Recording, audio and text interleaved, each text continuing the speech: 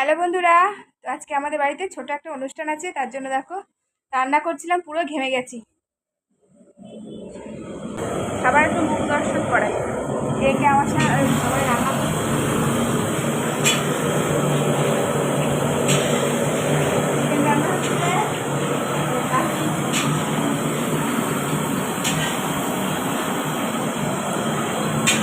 ঘরে ঘরে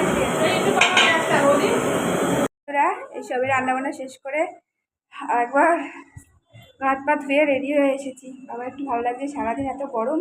তো কী কী রান্না করেছি চলো দেখে নাও। এই দেখো, এটা হলো ডাল, এই যে মাছের ঝোল,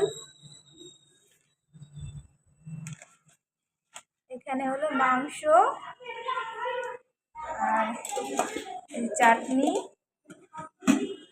পায়েস আর পাঁপড়।